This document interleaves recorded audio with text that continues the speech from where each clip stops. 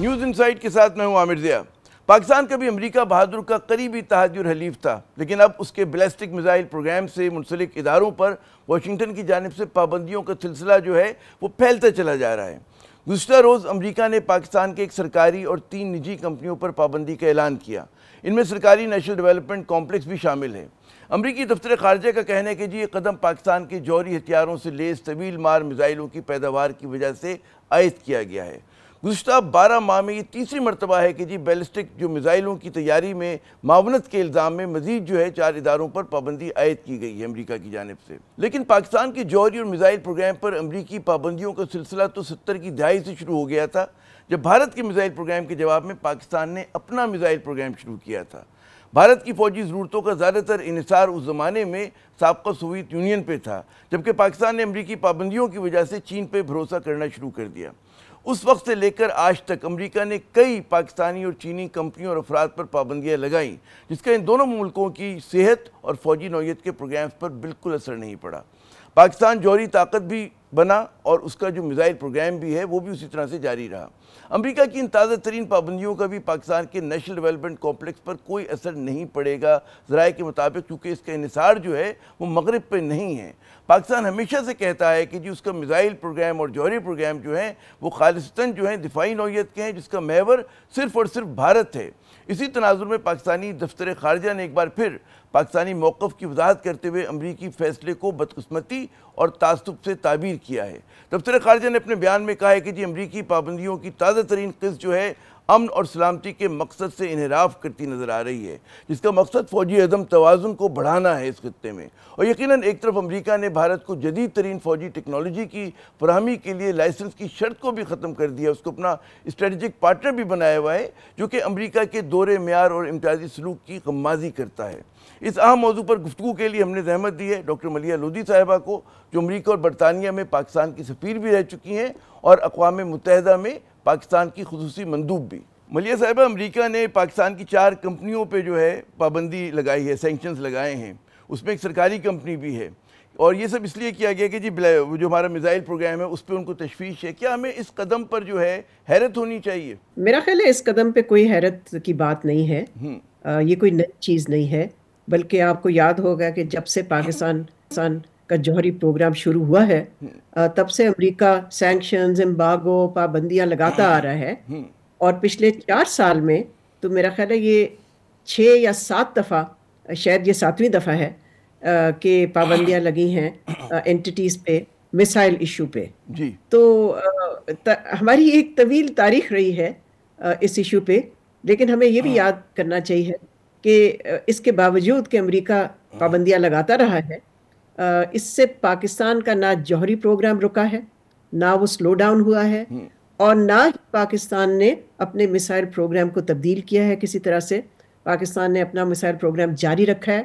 پاکستان کا جوہری اور میسائل پروگرام وہ انڈیا فوکسڈ ہے، ڈیفینسو ہے، اور اس بات سے جو کہ آپ نے جس کی نشاندہی کی کہ وہ لگاتے رہتے ہیں ہم پہ پابندیاں، اس سے تو یہ چیز سامنے آتی کہ ان کی کتنی امتیازی پالیسی ہے۔ دیکھیں، بھارت کے پاس بھی تو جوہری پروگرام ہے، ان کے پاس بھی میسائلز ہیں، ان کے پاس بلکہ انٹر کانٹیننٹل بلسٹک میسائلز ہیں، ان پہ تو کبھی پابندی نہیں لگائی انہوں نے، بلکہ بھارت کی جو ایڈوانسڈ بلسٹک میسائل کیپیبلٹی ہے جس میں کہ ان کے پاس بلسٹک ڈیفنس سسٹمز ہیں جو کہ کاؤنٹر کرتے ہیں میسائلز کو، وہ انہوں نے لیے ہیں۔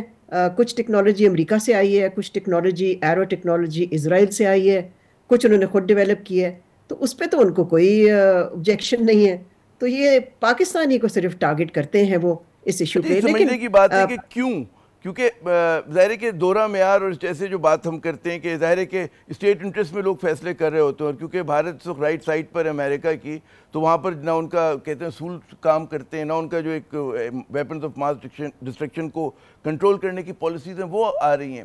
تو پاکستان ہی پہ اتنی توجہ کیوں ہے؟ پاکستان ہی کو کیوں اتنے شک و شبے سے دیکھا جاتا ہے؟ کیا وجہ آپ سمجھتی ہیں اس کی؟ آپ نے امریکہ میں مطلب خدمات انجام دی ہیں، یو این کی نمائندگی کی ہے۔ جی دیکھیں، وہ تو شروع سے ہی نہیں چاہتے تھے کہ پاکستان ایک جوہری پار بنے۔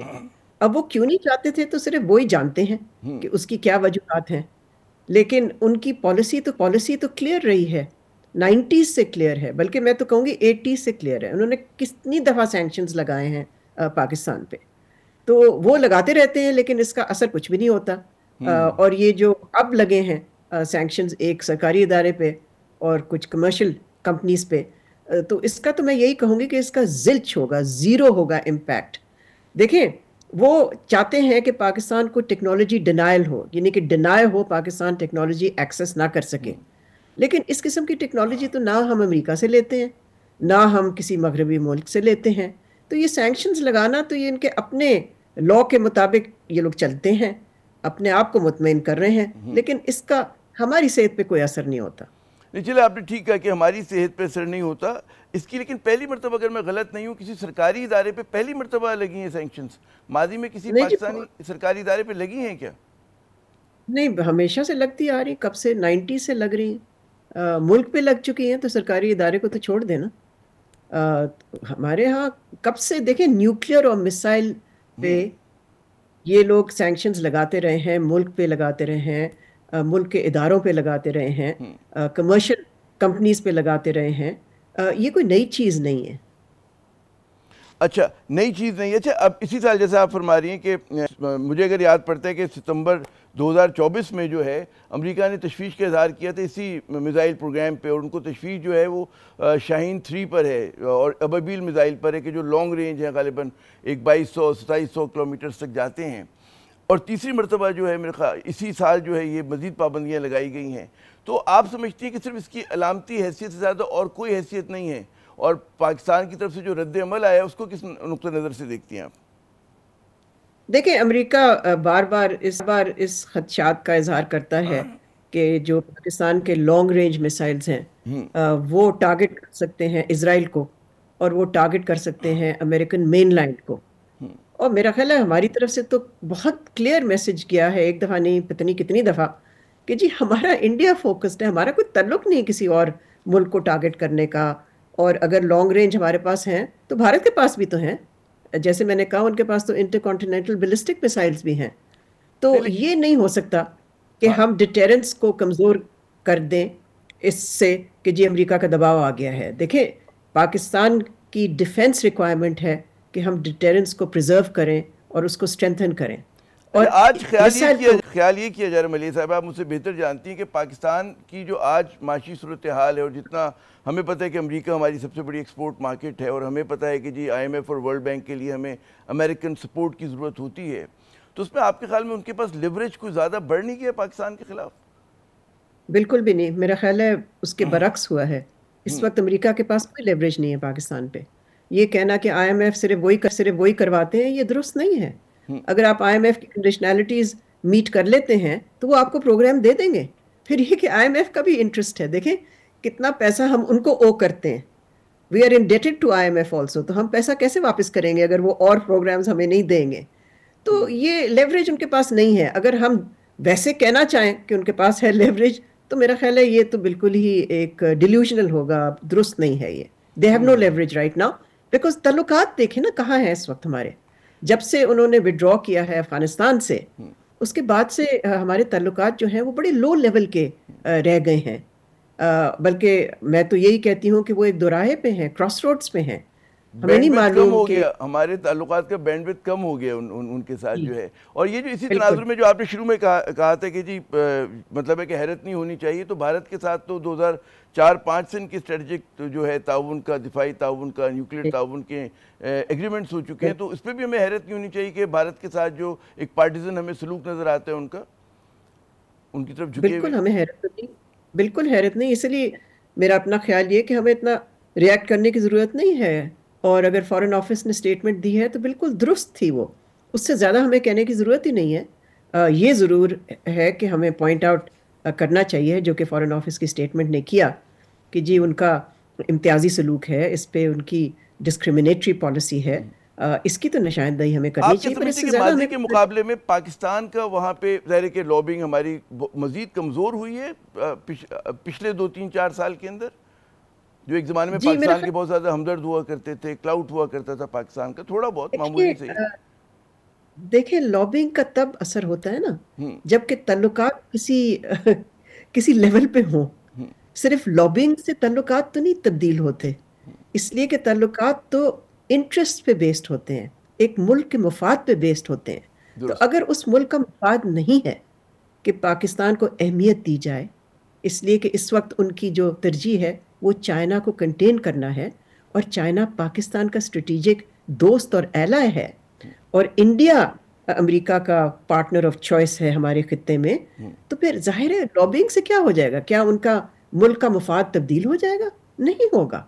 سو لابنگ کو اتنی بڑی چیز نہیں بنانی چاہیے جو کہ ہم یہاں پر کبھی کبھی بنا دیتے ہیں۔ لابنگ تب افیکٹو ہوتی ہے درست. جب آپ دیکھتے ہیں کہ ان کا کوئی انٹرسٹ بھی ہے آپ میں۔ اچھا اب ذرا کچھ کہتے ہیں کہ اسی سیگمنٹ میں بات کر لیں ٹرمپ انتظامیہ کی، جو نئی انتظامیہ آنے والی ہے، کیا آپ کی توقعات ہیں اس انتظامیہ سے؟ جبکہ ہم دیکھ رہے ہیں کہ ٹرمپ انتظامیہ میں کچھ جو ہیں بھارت نژاد افراد ہیں، دو موضوع پر ہیں، کچھ جو ہیں بھارت نواز ہیں۔ آپ کے خیال میں پاکستان کے لیے مسائل بڑھ سکتے ہیں؟ دیکھیں جب کوئی خاص تعلق ہی نہیں ہے اس وقت ہمارا ان کے ساتھ، تو کیا مسائل ہمارے بڑھیں گے؟ یہ بھی ہم نے اپنے ذہن میں بٹھا رکھا ہے۔ بات یہ ہے کہ اس وقت پاکستان امریکہ کی ترجیحات میں شامل نہیں ہے۔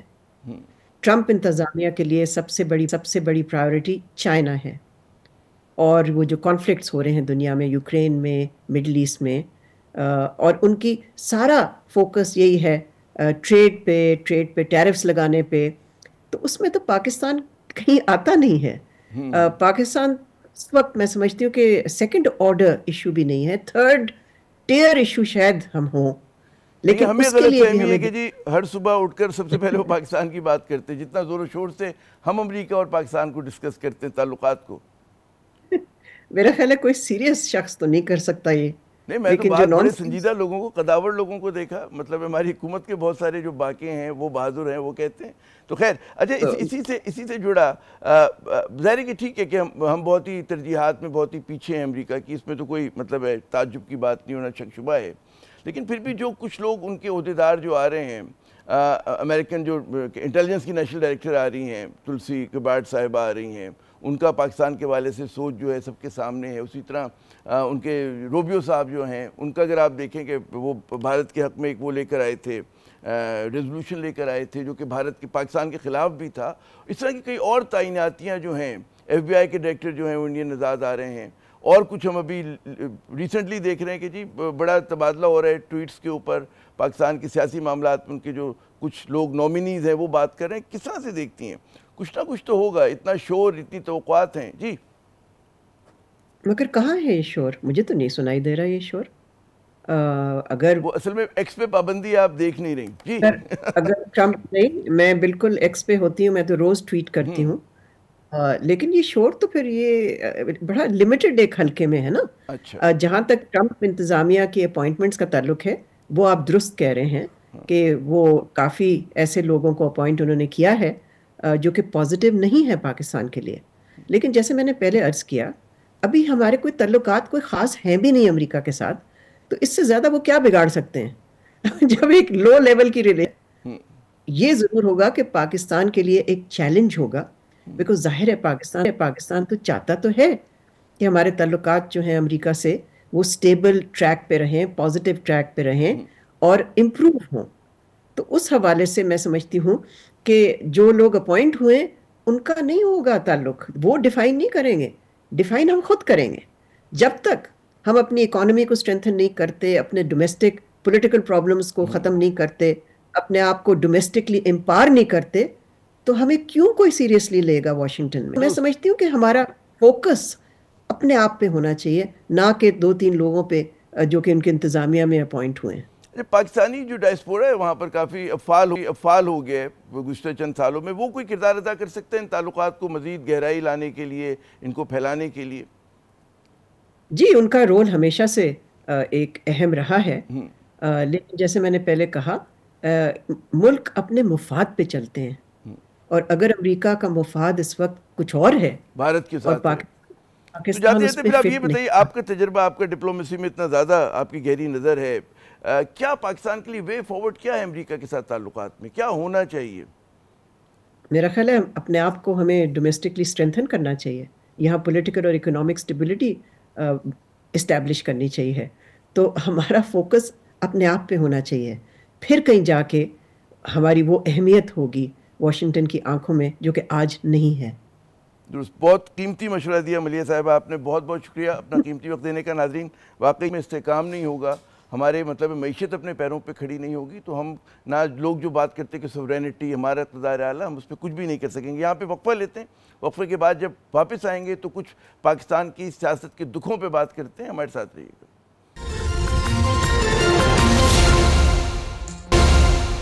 حکومت اور پاکستان تحریک انصاف کے درمیان مذاکرات کیسے شروع ہوں اور کب ہوں گے، اور ان مذاکرات کا دائرہ کار کیا ہوگا؟ پاکستانی سیاست کے بڑے سوالوں میں یہ اہم ترین سوال ہیں۔ ذرائع کا کہنا ہے کہ مذاکرات میں ڈیڈ لاک پر بیرسٹر گوہر اور اسد قیصر صاحب نے قومی اسمبلی کے اسپیکر آفس سے رابطہ کیا ہے اور غالباً وہاں سے ان کو ایک مثبت اشارہ بھی ملا ہے۔ بیرسٹر گوہر کہتے ہیں کہ حکومت کے پاس ہم نہیں جائیں گے، مذاکرات کے لیے وہ ہمارے پاس آئیں گے، لیکن کون کس کے پاس آتا ہے یا جاتا ہے، اس سے زیادہ اہم بات یہ ہے کہ کس نیت سے اور کن اختیارات کے ساتھ آتا اور جاتا ہے۔ پی ٹی آئی پہ الزام ہے کہ اس کی جو مذاکراتی ٹیم جو ہے ماضی میں بے اختیار ثابت ہوئی، اور ایسے ہی کچھ الزام جو آج پی ٹی آئی کے جو دوست ہیں وہ حکومت پہ لگا رہے ہیں، اس کو کہتے ہیں کہ ایک بے اختیار حکومت ہے۔ اور کیا اس مرتبہ اگر مذاکرات ہوتے تو کیا کہانی جو ہے مختلف ہوگی؟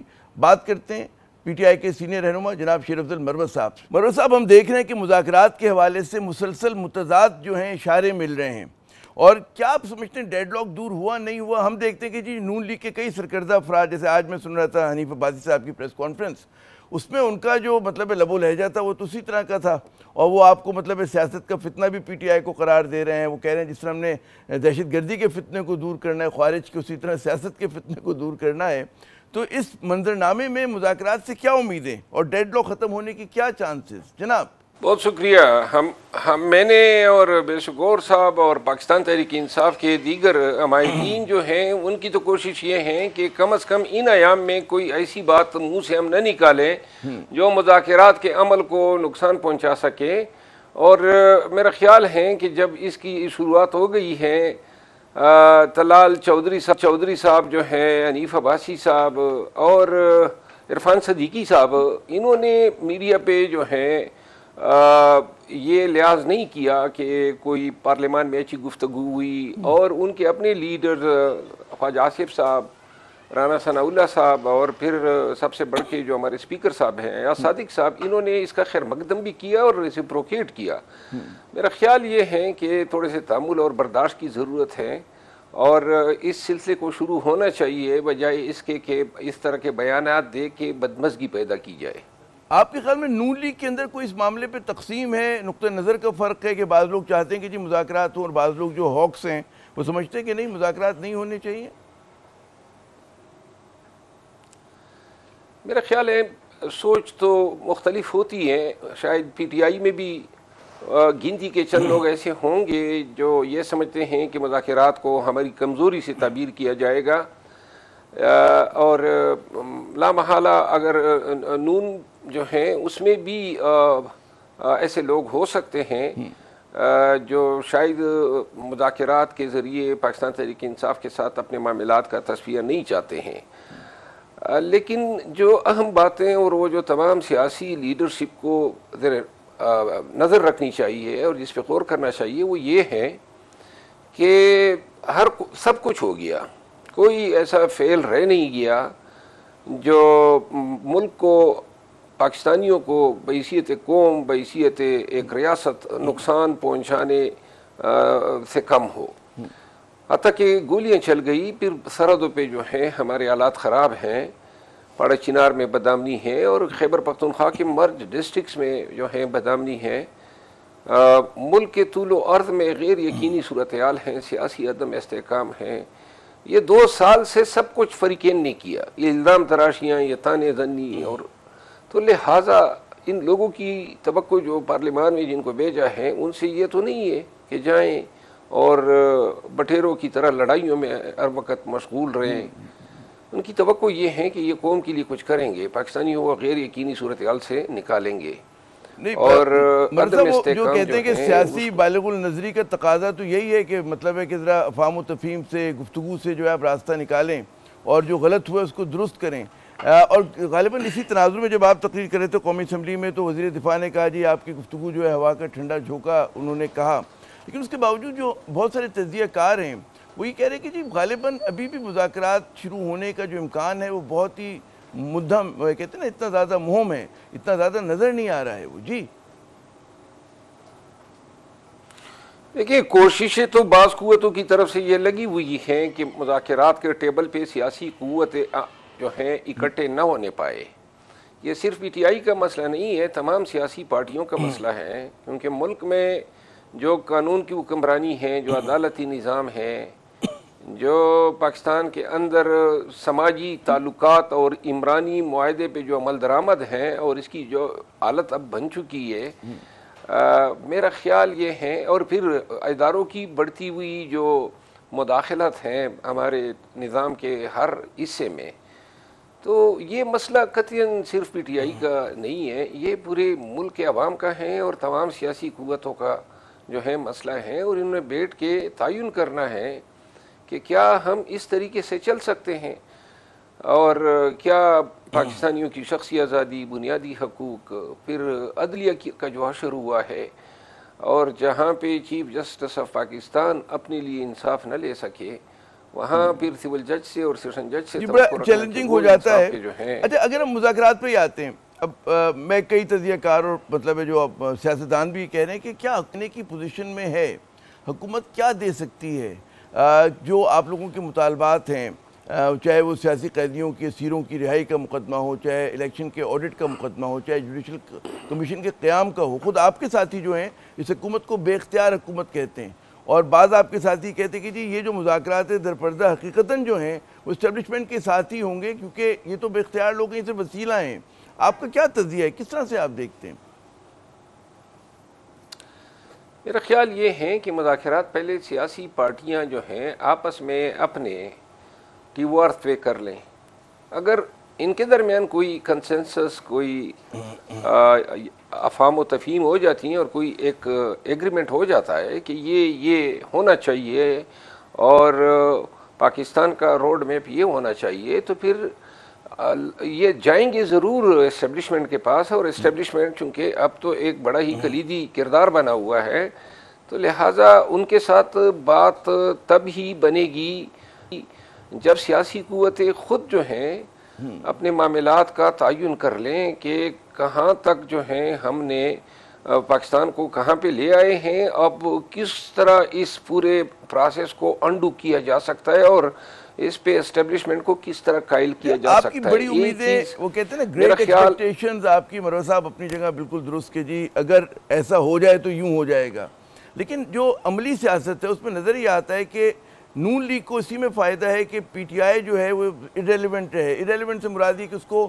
سسٹم سے باہر رکھا جائے, اس کو دباؤ میں رکھا جائے, کیونکہ پی ٹی آئی کی واپسی کا راستہ ہوگا تو وہ غالباً اپنے ہی پیروں پہ کلہاڑی مار رہے ہوں گے. تو کیوں آپ کے ساتھ اس طرح کے ایک سنسیئر آنیسٹ جو ہے وہ ڈسکشن کی طرف جائیں گے, جو اگر سیاست کی ہم بات کریں کہ سیاست میں تو ان کو فائدہ ہو رہا ہے کہ جتنا پی ٹی آئی مشکل میں اسٹیبلشمنٹ سے لڑ رہی ہے, اگر آپ کے تعلقات بحال ہو جاتے ہیں, ورکنگ ریلیشن ہو جاتے ہیں, پھر کہاں کھڑے ہوں گے وہ؟ جی میرا خیال نہیں ہے کہ اس سیاست سے نون کو فائدہ ہو رہا ہے, کیونکہ ان کو معلوم ہے کہ عملی طور پہ عوام میں یہ جو 2 سال سے طرز حکمرانی رہا ہے اور جو بنیادی انسانی حقوق پامال ہوئے ہیں اور فرنٹ پہ تو یہ لوگ رہے ہیں, تو لہٰذا الیکشن میں بھی قیمت چکائی ہے. اور دوسری بات یہ ہے کہ نون ایک سیاسی پارٹی ہے, ان کو احساس ہے کہ نفرت جو ہے وہ کتنی ملگیر ہو گئی ہے, پھر انتقام جو ہے, غصہ, تانا زنی, عدم برداشت, اور ان تمام چیزوں نے جو ہے غیر یقینی صورتحال کو پاکستان میں جنم دیا ہوا ہے. انویسٹمنٹ نہیں آ رہی ہے, سارا دار و مدار آپ کا قرضہ جات پہ ہیں, تو لہٰذا یہ قیمت, اور اس کے اگینسٹ ان نے کیا قیمت چکانی ہے. مذاکرات کے نتیجے میں ہم فوراً سسٹم میں تو نہیں آ رہے ہیں, مذاکرات کے نتیجے میں کم از کم یہ ہوگا کہ پاکستانیوں کو انسان کی نظر سے دیکھا جائے, جو ہماری بنیادی حقوق ہے وہ پامال نہ ہو. روزانہ آئے دن یہ ایم پی ایس کے گھروں پہ چاپے, اغوا, یہ سلسلہ رک جانا چاہیے, کیونکہ ملک کی جڑیں کھوکھلی کر رہا ہے. بات ڈی چوک میں گولی تک تو آ گئی, لاشیں جو ہیں وہ پاکستانیوں کی جو ہیں وہ ان کے گھروں کو بھیجی گئی صرف اس جرم میں کہ ڈی چوک کیوں آئے. تو لہٰذا یہ قیمت نہ کہ صرف نون ادا کر رہی ہے, یہ قیمت جو ہے اسٹیبلشمنٹ اور ان سے جڑے ہوئے تمام سیاسی قوتیں ادا کر رہی ہے، اور پاکستان کو ضرورت ہے، جن کو پاکستان سے لگاؤ ہیں، ہمیں ضرورت ہے کہ ہم اس سنگین دور میں اپنے معاملات کے حل کے لیے خود ہی غور و فکر کریں.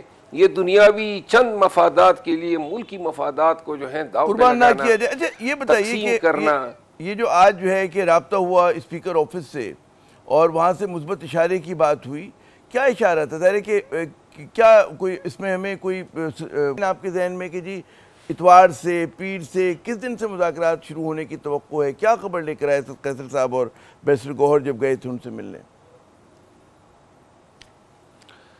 میرا خیال یہ ہے کہ سب سے پہلا قدم جو ہے وہ حکومتی الائنس کی طرف سے پارٹی کی نمائندگی کرنے کے لیے مصالحتی کمیٹی یا جو مذاکراتی کمیٹی ہے اس کے ناموں کا اعلان ہونا چاہیے.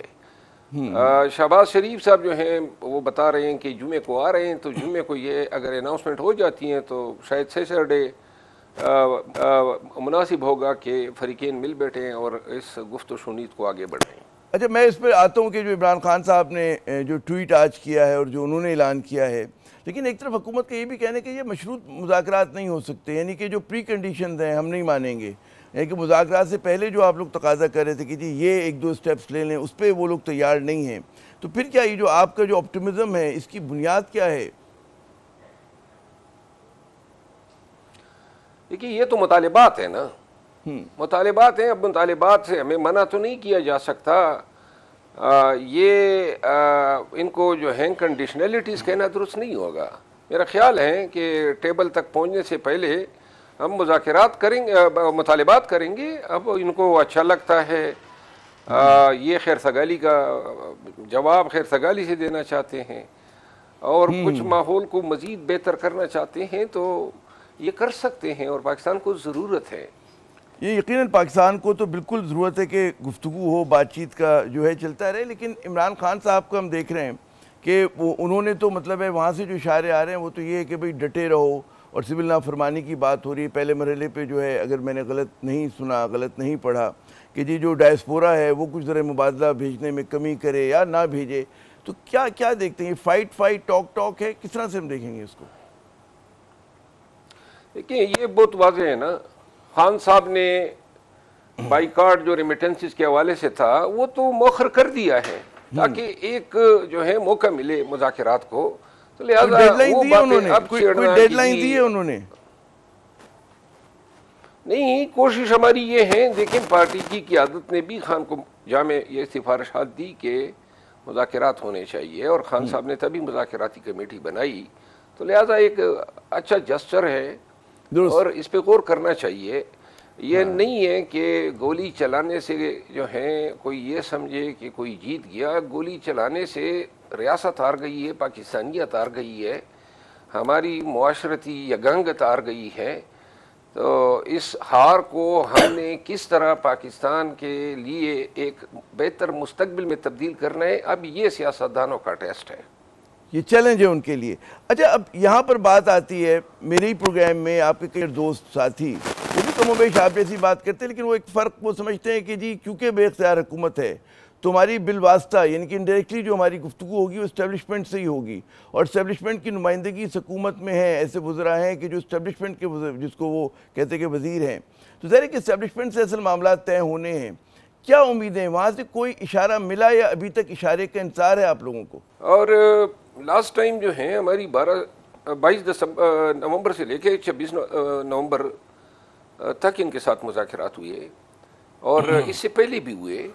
اور نون کے جو عمائدین سے بات ہوئی، رانا ثناء اللہ صاحب اور یہ ایاز صادق صاحب، انہوں نے بھی یہ کہا ہے کہ ان کی علم میں ہے کہ اسٹیبلشمنٹ کو ایسے مذاکرات پہ اعتراض نہیں ہے. باقی ایک بات ہے، اسٹیبلشمنٹ سے اپنے تئیں ہم نے مذاکرات کیے لیکن کہیں پر یہ منطقی انجام تک نہ پہنچ سکے. تو لہٰذا کیا اس میں خرابی ہیں کہ اس کا دائمی حل نکالنے کے لیے تمام سیاسی قوتوں کو اس میں شامل کیا جائے، کیونکہ وہ بڑے ایسینشیل سٹیک ہولڈرز ہیں، ان کے سٹیکس ہیں سارے ایک ہی مرزب. کیا اندازہ ہے آپ کا کہ آپ نے فرمایا کہ منطقی انجام تک نہیں پہنچ سکے مذاکرات اسٹیبلشمنٹ کے ساتھ، کیا چیز حائل ہو گئی؟ کہاں پر جو ہے وہ بہت زیادہ فرق آ جاتا ہے کہ کنکلوڈ کہتے ہیں آپ بال کو ڈی تک لے جاتے لیکن گول نہیں ہو پاتا؟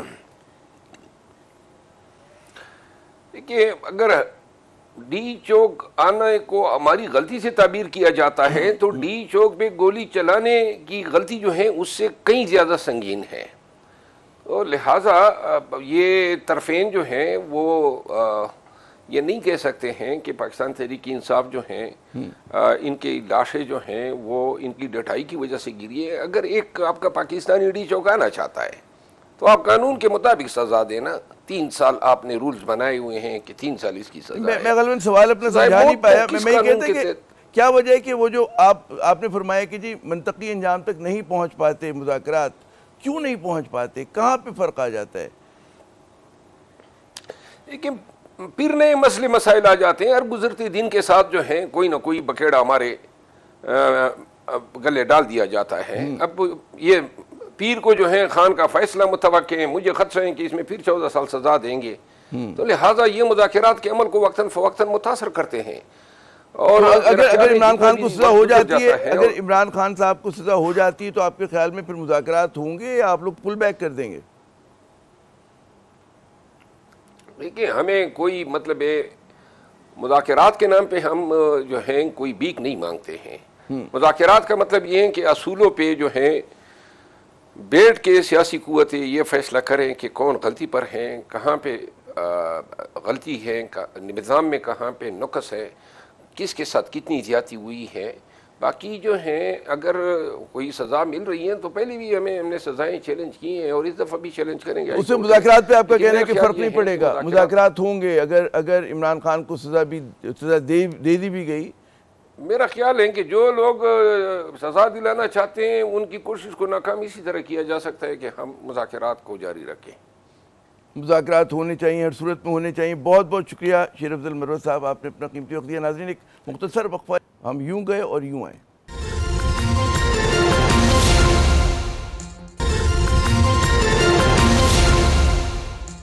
سیاسی بالغ النظری کا تقاضا تو یہ کہ جی دونوں طرف جو چاہے نون لیگ کے لوگ ہوں چاہے پی ٹی آئی کے لوگ ہوں وہ بات جو ہے ناپ تول کے کریں، اور جبکہ مذاکرات کی فضا بنانے کے لیے جس طرح بھی ہم نے دیکھا کہ شیر افضل مروت صاحب کا جو لب و لہجہ تھا کہ اس میں جو ہمیشہ کاٹ ہوا کرتی تھی، جو ان کا جاہرانہ پن تھا وہ نہیں تھا، تو میرے خیال میں اسی قسم کے رویے کی ضرورت جو ہے وہ ادھر بھی ہے، حکومت کی طرف سے بھی ہے، کیونکہ اگر مذاکرات نہیں ہوں گے، پاکستان اسی طرح عدم استحکام کا شکار رہے گا تو ہماری مشکلات میں صرف اور صرف اضافہ ہوگا، اور زیادہ ذمہ داری جو ہوتی ہے ماحول کو ٹھیک کرنے کی وہ اپوزیشن سے زیادہ حکومت کی ہوتی ہے۔ عامر زیہ کو اگلے پروگرام تک کے لیے اجازت دیجیے گا۔ خدا حافظ۔